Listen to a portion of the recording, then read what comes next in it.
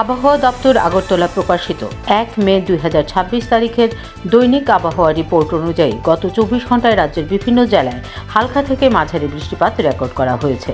কোথাও কোথাও মেঘলা আকাশের সঙ্গে বৃষ্টির প্রভাব লক্ষ্য করা গেছে। আজকের তাপমাত্রা জেলাভেদে সর্বোচ্চ প্রায় ২৮.৯ ডিগ্রি সেলসিয়াস থেকে ৩১ ডিগ্রি সেলসিয়াস এবং সর্বনিম্ন ১৮.৬ ডিগ্রি সেলসিয়াস থেকে ২২.৯ ডিগ্রি সেলসিয়াসের মধ্যে রয়েছে।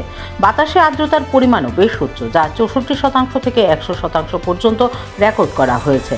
আগামী দিনের পূর্বাভাসে জানানো হয়েছে ত্রিপুরার বিভিন্ন জেলায় হালকা থেকে মাঝারি বৃষ্টি ও বজ্রসহ বৃষ্টিপাতের সম্ভাবনা রয়েছে। কিছু কিছু এলাকায় বজ্র বিদ্যুৎ সহ ঝড়ো হাওয়া বয়ে যেতে পারে।